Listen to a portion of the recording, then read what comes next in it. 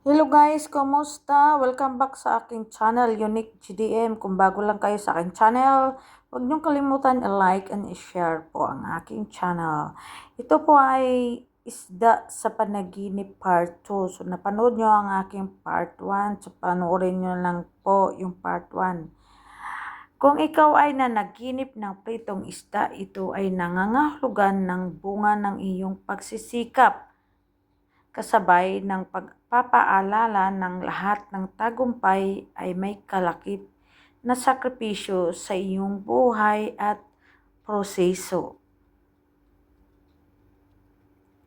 Kung ikaw ay nanaginip ng tuyong isda, ito ay nangangahulugan ng kakulangan o kawalan ng emosyonal na kasiyahan.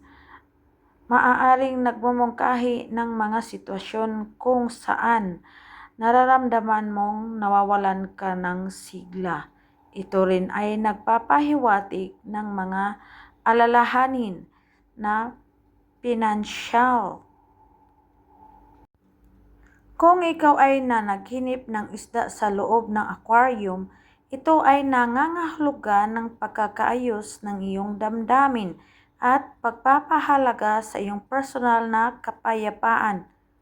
Ito rin ay nagpapahiwatig ng pagpaalaga at pagmamahal sa iyong sarili na nagreresulta sa positibong pag-unlad ng iyong personalidad at kalagayan sa buhay. Kung ikaw ay nanaginip ng iba't ibang kulay ng mga isda, ito ay nangangahulugan ng sari-saring aspeto ng iyong buhay at personalidad na nagpapakita ng emosyon, karanasan at idea.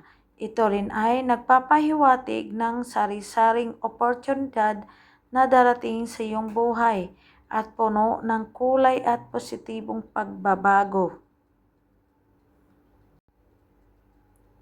Kung ikaw ay nanaginip ng patay na mga isda, ito ay nangangahulugan ng mga nawawalang oportunidad, kabiguan o pagkalugi.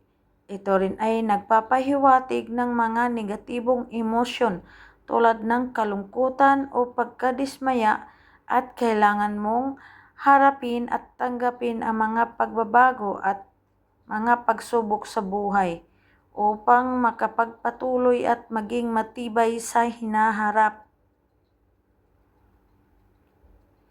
Kung ikaw ay nanaginip na nakakita ng mga isda lumalangoy sa malinis na tubig, ito ay nangangahulugan ng kasaganaan, kalinisan at kalooban sa buhay at bukas sa mga bagong oportunidad sa iyong buhay. Kung ikaw ay nanaginip ng nanguhuli ng mga isda, ito ay nangangahulugan ng iyong mga pagsisikap na tuklasin at gamitin ang mga oportunidad sa buhay. Gayon din ang iyong determinasyon at tiyaga para maabot ang iyong mga layunin o mithiin.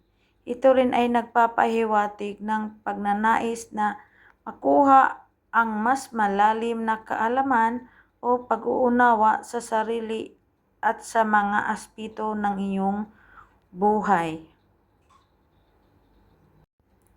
Kung ikaw ay nanaginip ng mga isda na iba't ibang kulay at lumalangoy sa mababaw at malinaw na tubig, ito ay nangangahulugan na may parating na swerte o hindi inaasahang biyayas na iyong matatanggap.